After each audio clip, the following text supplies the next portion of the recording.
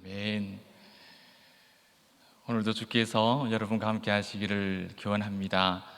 우리 차혜숙 권사님, 신성미 권사님 올려드린 찬양 하나님께서 받으시고 그 찬송처럼 우리 모두를 귀하신 손으로 붙잡아 주시는 은혜가 있기를 축복합니다. 오늘 영촌 관한 말씀을 나누려고 하는데요, 익숙한 듯 또 익숙하지 않은 말이죠. 가족관계를 지칭하는 말 중에 어찌 보면 가장 독특한 이름인 것 같습니다. 일촌이 지난 5월 첫 주에 함께 나눈 것처럼 자녀와 또 부모에 관한 관계라면 영촌은 얼마나 가깝고 긴밀한 관계이겠습니까? 동시에 사실 영촌이라는 말은 엄밀히 말하면 피 한 방울 섞이지 않은 남이죠. 남입니다. 남. 그래서 언제든지 이 영촌 관계는 언제든지 깨뜨려질 수 있는 굉장히 불안하고 부서지기가 쉬운 그런 관계이기도 합니다. 오늘 하나님께서 이렇게 약하고 불완전한 이 관계를 그 무엇보다도 단단하게 결속시켜 주시는 하나님의 방법을 우리에게 소개하고 계십니다. 5월 가정의 달 마지막 수요일에 이 부부에 관해 주시는 말씀으로 우리 충현의 모든 부부들이 더 높은 곳을 향해서 함께 날아갈 수 있으면 좋겠습니다.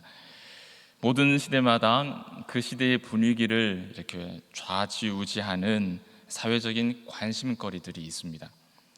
지금 우리 사회는 어떤 것들인지 생각하면서 또 조각조각들을 모으고 묶어서 정리를 했더니 한 3가지 정도, 저에게는 3가지 정도로 카테고리가 만들어지는 것 같아요. 좌우의 문제, 좌파냐 우파냐 이런 좌우 논쟁입니다. 그리고 노사, 그리고 마지막으로 남성과 여성의 문제인 것 같습니다. 여러분, 이야기의 흐름을 이렇게 표현하는 말로 기승전결이라는 말 잘 아시죠?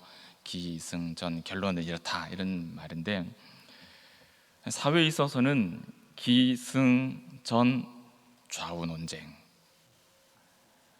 경제 분야에서는 기승전 노사 문제, 생활 부분에서는 기승전 남녀의 평등 문제, 이렇게 이야기가 꼬리를 물다가 그렇게 결론으로 나가는 일들이 굉장히 다반사인 것 같고, 이런 주제들이 우리가 살고 있는 지금 이 세상을 이렇게 사로잡고 있는 관심거리인 것 같아요.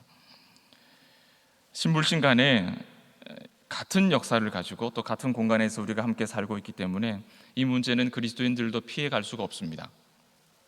이런 시대의 정신에 빠지지 않으려고 치열하게 발버둥치며 살아가는 신자에게 필연적으로 뒤따라오는, 그림자처럼 따라오는 의문이 있습니다. 바로 내가 배우고 내가 붙잡고 의지하고 살아가는 하나님의 말씀, 그 성경의 교훈과 원리가 세상 사람들에게도 똑같이 나타날 수 있을까, 그런 생각이죠. 만약에 그렇게만 된다면 뭐가 걱정이 되겠습니까? 예를 들면 이런 경우죠. 실제의 이야기입니다. 우리 모두가 동경하는 사도행전 그 초대교회의 모습, 한마디로 뭐라고 표현합니까? 유무상통이라고 표현하죠. 꿈꾸는 것 같은 생활, 이 세상에 실현할 수 있을까요? 여러분, 이런 생각해 보지 않으셨습니까? 이 유무상통을 실현할 수 있다라고 생각한 사람들이 있었어요. 실제로 지금도 그렇습니다. 과거는 더 심했습니다. 오래전부터 존재했습니다. 마르크스식 사회주의 혁명이죠. 그리고 공산혁명을 이루면 부르주아는 주저앉고 프롤레타리아가 다시 평등해진다는 거죠. 그런 사고방식을 가지고 실현해 보려는 노력들이 있었습니다. 교회에도 있었습니다. 성경이 가르치는 노동자와 고용주의 헌신적인 그 관계가 이 땅에서 실현될 수 있을까요? 성경이 가르치는 노사 관계는 상전이 종을 위하여서 일하고 종들은 그 상전을 하늘 아버지를 모시듯이 섬기는 모습입니다.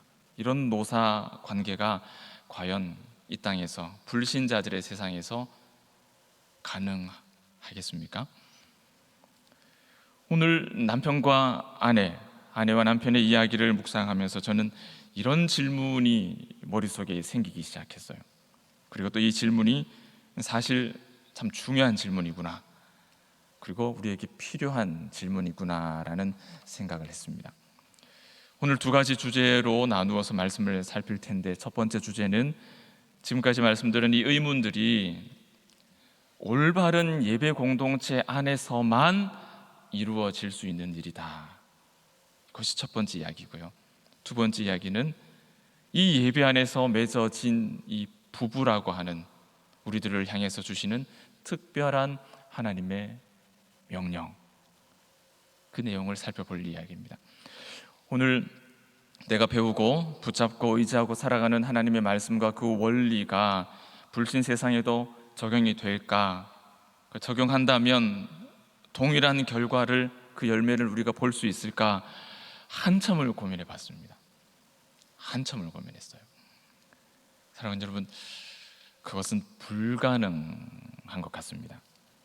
많은 사람들이 오해하거나 또는 너무 지나치게 긍정적으로 생각하는 부분들이 있는데요, 그것 중에 하나가 성경의 가르침, 그 영적인 시스템을 불신자에게도 그대로 적용이 가능하다라고 생각하는 것. 반대로 세상의 어떤 좋은 것, 효율적인 것, 그 원리들이 교회에도 그대로 적용이 가능하다라고 생각하는 것입니다. 대표적으로 교회 재정을 운영하는 것, 교회 학교를 교육하는 가장 대표적인 부분이 이런 부분이죠. 그렇게 하면 교회도 잘 운영이 될 것이다 라고 생각합니다. 여러분, 당신은 사랑받기 위해 태어난 사람, 아마 대한민국 국적을 가진 사람이라면 모르는 사람이 없을 것입니다. 원래는 교회의 찬송이죠. 그런데 온 세상에 널리 알려졌습니다. 이런 현상은 어찌 보면 교회의 것이 세상에 널리 적용된 예로 보일 수 있습니다. 인도의 가장 유명한 선각자 간디, 비폭력 저항으로 유명한 분이죠. 그런데 이 비폭력 저항, 사실은 간디가 복음서를 읽다가 영감을 얻어서 그렇게 주창한 거예요. 이 또한 성경의 것이 세상에 널리 접목된 것이라고 보일 수 있습니다. 성경에서 일정 부분 이와 같은 유익을 얻는 일들은 사실 너무 많아요. 헤아릴 수 없이 많습니다. 당연해요. 왜냐하면 성경은 신불신간에 그것은 진리의 말씀이기 때문에 이 말씀이 세상을 유익하게 하는 것은 당연합니다. 하지만 성경의 가르침과 불신 세계의 원리 사이에는 건너갈 수 없는 강이 있어요. 바로 믿음의 문제고 성령의 역사라고 하는 문제입니다. 당신은 사랑받기 위해 태어난 사람, 이 찬송이 아무리 대중에게 널리 알려졌다 하더라도 불신자가 그 노래를 좋아하는 이유와 우리 신자가 그 찬송을 좋아하는 이유는 근본적으로 다릅니다. 그것은 믿음의 유무에서 근본적으로 다르고 하나님의 영광이라는 결과물에서도 큰 차이를 보입니다. 간디가 복음서를 읽다가 무릎을 탁 치면서 비폭력 저항을 깨달았다 할지라도 그것이 복음을 깨달은 것은 아닙니다. 그에게는 성경이 탈무드와 다를 바가 없는 지혜를 주는 유익한 책일 뿐이에요. 이처럼 성경의 가르침이 온전히 나타나기 위해서는 반드시 믿음이라는 것, 그리고 성령의 역사라는 필요가 있어야 합니다. 이 필요가 채워지지 않으면 세상과 교회의 궁극적인 일치는 존재할 수가 없어요. 그저 우리 마음에 그렇게 될까, 그렇게 하면 잘 되겠다, 그렇게 해보자, 이 단순한 문제가 아니라는 거예요. 참 믿음 없이 우리가 함께 유무산통합시다 했을 때 여러분, 그 다음에 어떤 장면이 그려지십니까? 초대 교회와 같이 유무상통하는 상황이 가능할까요? 아니면 사기가 판을 칠까요? 초대교회의 유무상통은 각 심령 속에 성령께서 역사하셨기 때문에 가능한 일이에요. 그들이 믿음의 사람이기 때문에 유무상통이 가능했던 겁니다. 성령의 역사가 없는 세상 속에서 사도행전의 모습은 구현될 수가 없습니다. 참된 믿음 없이 고용주와 노동자가 서로를 위해 헌신하고 봉사할 수 있을까요? 외선부 사역을 할 때 외국인 노동자들의 일터와 그들이 숙소, 컨테이너 박스를 자주 방문을 했습니다. 그들의 고용주는 그리스도인이었고, 그럼에도 불구하고 그들은 제대로 월급을 받지 못했습니다. 치료를 받지 못했고, 불법 체류 그 신고라는 그 위협에 말도 못하고 숨죽이고 일을 해야 했습니다. 손을 다쳐서 더 이상 일을 할 수가 없게 되자 너무나 자연스럽게 추방당해야 했습니다. 믿음과 성령의 역사가 없이는 아무리 윤리적인 사람이라도 성경이 말씀하시는 노동자와 고용주의 관계는 이 땅에 나타날 수가 없어요. 참 믿음 없이 성경이 말씀하고 계시는 남성과 여성의 그 역할, 그 고유의 책무에 관해서 우리가 명령할 때 참 믿음 없이, 성령의 역사 없이 온전히 그 말씀을 수납할 수 있을까요? 결국 이 모든 일들이 믿음 없이는 불가능합니다. 더 나아가서 믿는 자가 이 하나님의 말씀에 대한 순종이 없이는 이 모든 일들은 불가능한 일입니다. 그러면 오늘 아내와 남편에게 하나님께서 이 말씀을 주시는 이유는 무엇일까요? 행복한 부부로 살아가는 방법을 가르쳐 주시기 위해서 아내들아, 남편들아 이렇게 부르신 것일까요? 궁극적으로 틀리지는 않은 것 같지만 또 그렇게 단순하지만은 않은 것 같습니다. 만약에 부부의 행복한 삶에 우리가 초점을 맞추어서 이 말씀을 읽는다면 앞서 지금까지 말씀드린 것처럼 성경의 가르침을 세상에 너무 쉽게 적용하려는 오류가 발생해요. 그리고 부족한 성경 읽기가 이루어집니다. 하나님의 말씀은 단순히 행복한 부부가 되기 위한 실제적인 조언들을 두루두루 쏟아놓는 지침서가 아닙니다. 신혼부부들을 지도할 때 가장 안타까웠던 모습이 바로 이 부분이에요. 여러분의 가정, 여러분의 자녀의 가정 한번 반추해 보십시오. 서로 남편과 아내가 서로에게 잘 해주면 오늘 이 말씀이 남편과 아내에게 요구하는 그 명령과 고유의 책무, 그 역할을 기쁨으로 감당할 수 있을까요? 갈등하는 위기의 부부들, 그들에게 재정에 관해서, 소통에 관해서, 갈등 해결에 관해서 지식이 부족하여서 갈등하고 위기에 놓여 있겠습니까? 저는 그렇지 않다고 생각해요. 우리가 하나님의 말씀을 읽을 때 정말 중요한 것이 있습니다. 모든 관계가, 그리고 모든 현상이 성령의 다스림을 받을 때에만 유효하다는 겁니다. 믿음과 성령의 역사를 벗어나서는 성경이 말씀하시는 이 일들은 우리 가운데 경험될 수 없어요. 골로새서 3장에는 세 가지 관계에 관해서 나타나죠. 오늘 우리가 읽은 18절 이후에 이 세 가지 관계가 나옵니다. 아내와 남편, 그리고 두 번째는 자녀와 부모, 세 번째는 종과 상전의 이야기가 3장과 4장 초반까지 이렇게 이어집니다. 이 말씀은 단순히 이렇게 하라, 저렇게 하라, 아내에게, 남편에게, 자녀에게, 부모에게, 상전에게, 종에게 이와 같이 하라, 그럼 잘 될 것이다, 그런 가르침이 아니에요. 오늘 아내와 남편에게 주시는 이 복된 말씀은 참 믿음을 가진 신자가 누릴 수 있는 복입니다.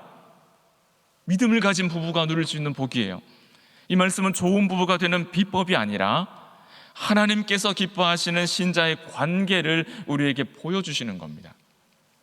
하나님이 기뻐하시는 신자의 관계, 특별히 오늘 부부의 관계 어떤 모습인가 보여주시는 거예요. 여러분, 아내 그리고 남편, 호기심 가득한 이 단어에 푹 빠져들어 계시면 안 돼요. 골로새서 전반에 뼈대처럼 소개되어 있는 그 주제를 따라서 이 말씀을 읽어가면 아내와 남편에 대한 이야기는 갑작스럽게 불현듯 등장한 말씀이 아닙니다. 갑툭튀라고 부르죠. 갑자기 툭 튀어나온 그런 말씀이 아니에요. 골로새서 3장이 우리에게 소개하는 중요한 관점은 자녀든 부모든 아내든 남편이든 종이든 상전이든 모두가 하나님께 속한 사람이라는 거예요. 그리스도로 말미암아 구원받은 자들이라는 거예요. 위의 것을 찾는 자들이라는 거예요. 그리스도를 본받는 자들이라는 뜻입니다. 이를 위해서 버려야 할 것과 이를 위해서 구체적으로 따라야 할 것들을 소개하는 내용이 골로새서 3장의 말씀들입니다. 그렇기 때문에 우리가 18절 이하에서 등장하는 이 세 가지 관계는 그 하나하나가 충분히 흥미로운 주제예요. 아내와 남편, 궁금합니다. 재미있을 것 같아요. 자녀와 부모, 종과 상전, 무슨 이야기일까? 흥미로운 주제일 수 있지만 그보다 더 중요한 관점, 하늘에 속한 자의 삶이란 어떤 것이냐,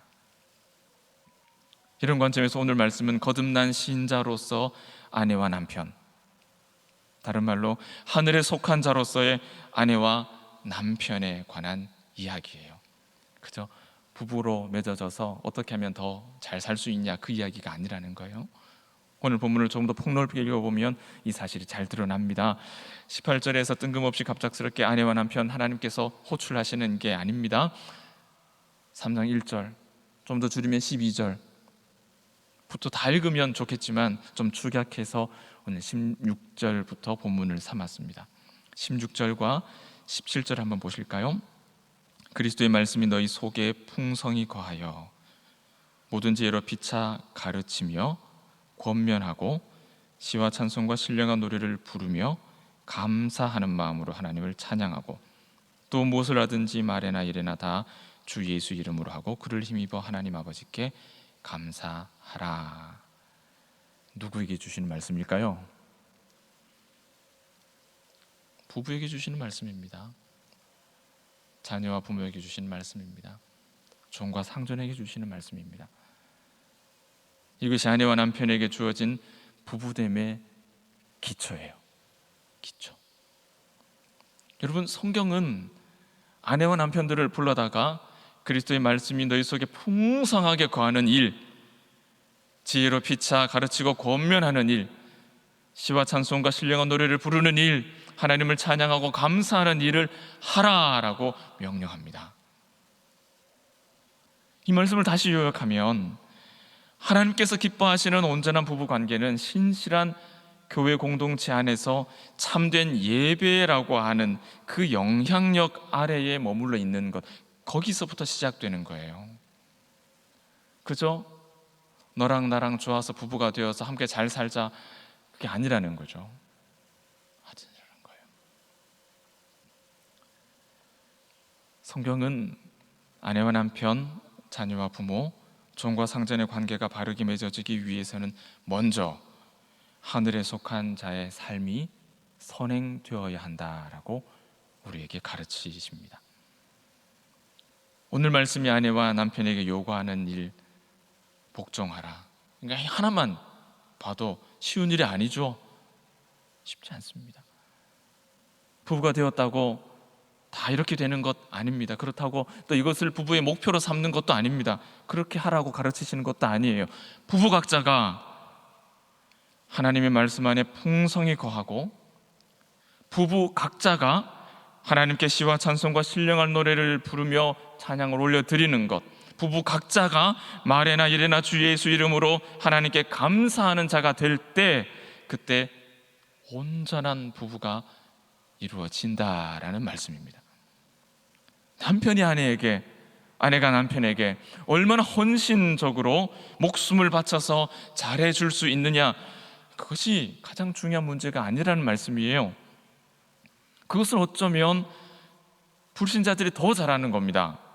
더 많은 시간을 할애할 수 있고, 우리가 진실로 이 말씀을 따르는 아내가 되고 남편이 될 때, 공동체와 함께 찬양하고 함께 감사하는 사람이 될 때, 바로 그때 하나님께서 기뻐하는 부부가 만들어지는 겁니다.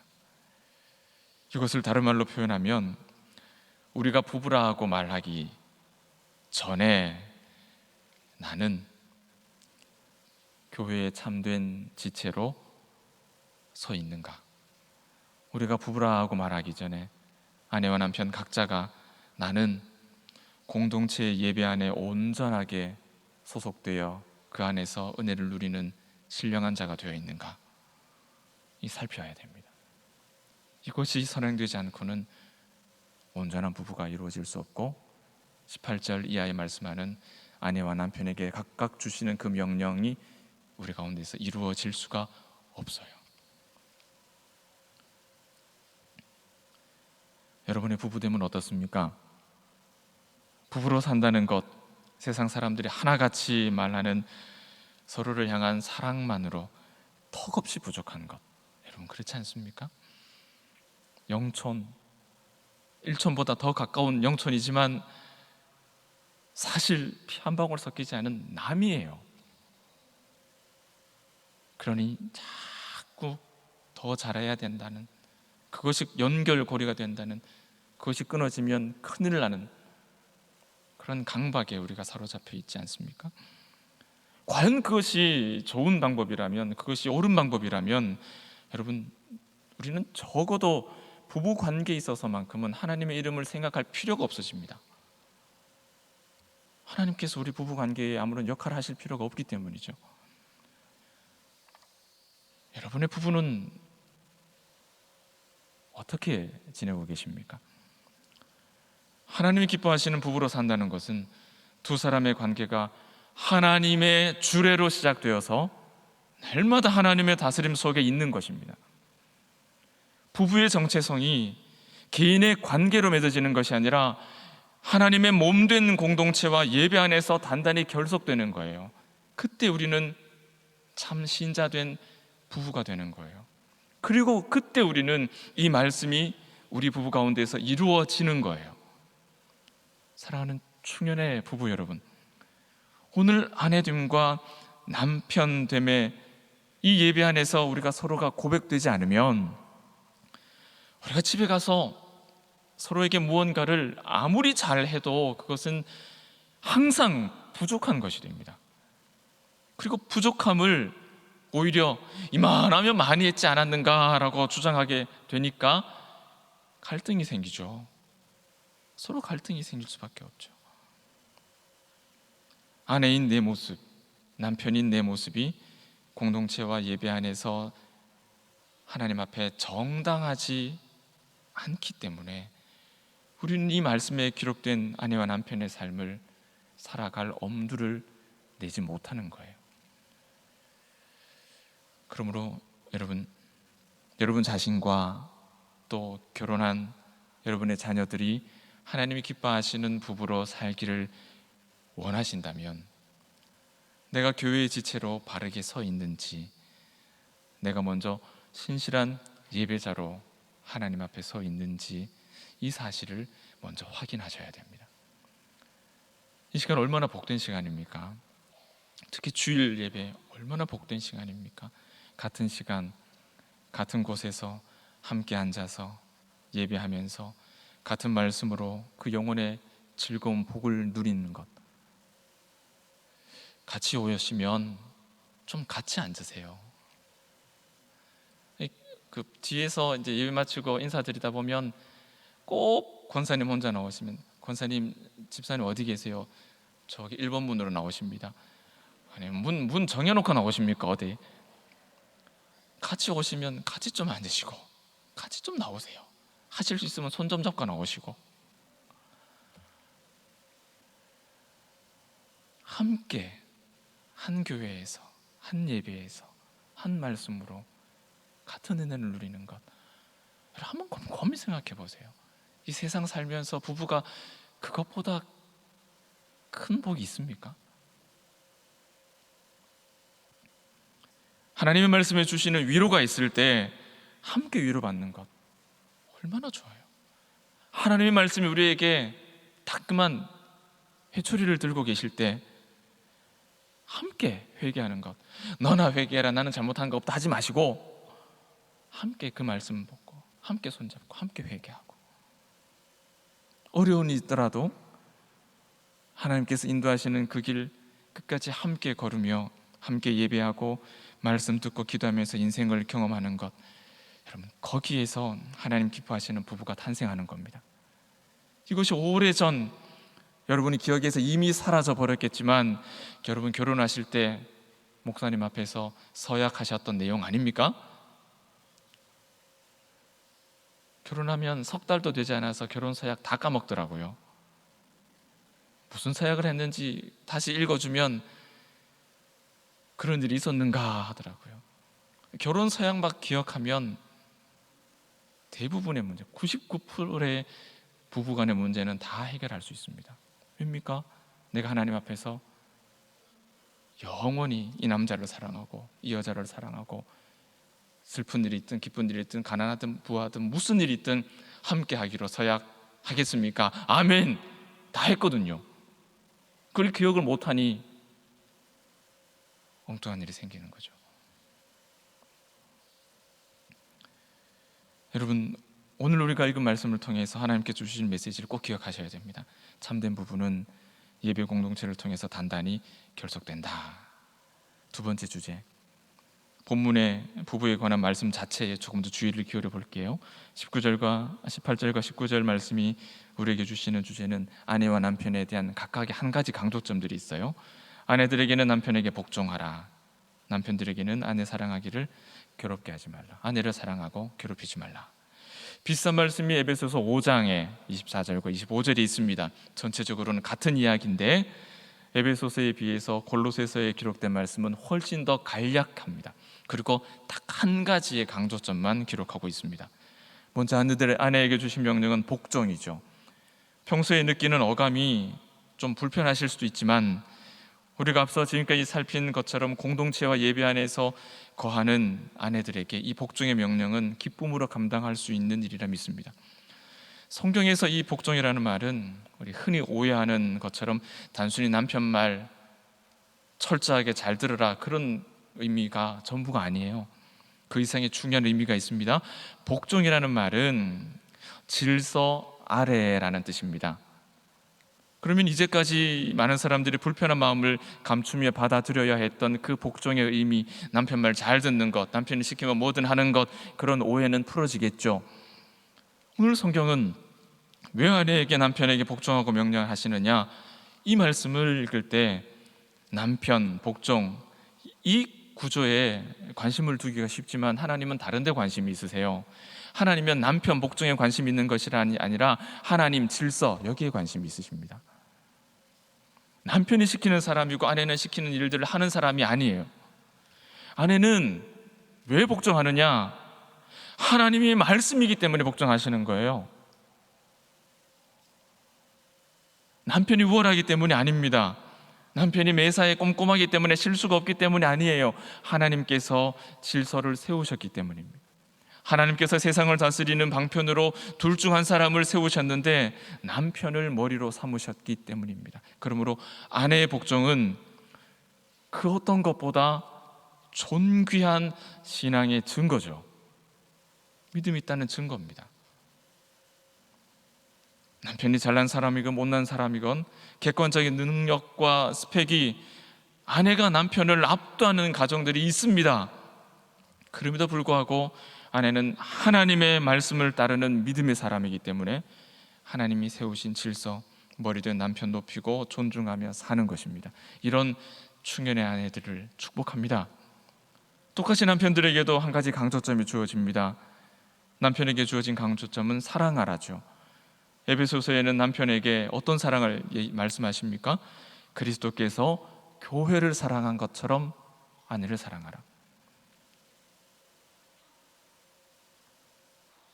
반면에 골로새서는 에베소서에 나타나지 않은 한 가지가 더 추가가 됩니다.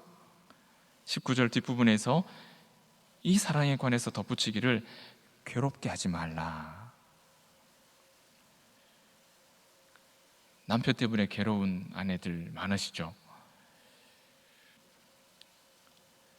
아내 남편 사랑에 대해서 강조점은 복종이었지만 남편의 아내 사랑에 주목해야 될 점은 괴롭게 하지 말라, 모질게 대하지 말라입니다. 쓰다라는 뜻, 아내가 쓴맛을 보지 않도록 하라. 성경 살피다 보면 이 말씀이 참 우리 인생에 참 친화적이라는 걸 느낍니다. 이런 말들 사용하지 않으십니까? 집집마다 누가 문제입니까? 남자가 문제죠. 집집마다 남자가 문제입니다. 저희 집도 그렇습니다. 남자가 문제입니다. 예배 올라오기 전에 그 준비실에서 어느 목사님께 물었습니다. 그 집은 남자가 문제 아닙니까? 했더니 자신 있게 우리 집은 남자가 문제가 아니래요. 그 집에 여성 한 분, 남자 넷인데 남자가 문제가 아니래요. 제가 한번 확인을 해봐야 될 것 같아요. 저희 집은 여자 둘에 남자 하나인데도 남자가 문제인데 어떻게 그런지 모르겠습니다. 집집마다 남자가 문제입니다. 애고 어른이고 간에.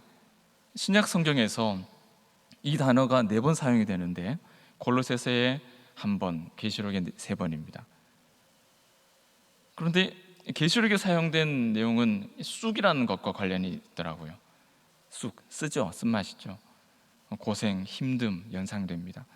신약 성경에서는 유추할 수 있는 범위는 이 정도인 것 같습니다. 그런데 구약에서 보면 예레미야 본문 같은 곳에서 이 쑥이라는 것이 하나님께서 이스라엘 백성에게 주시는 고통의 어떤 쓴맛, 그렇게 해석이 됩니다.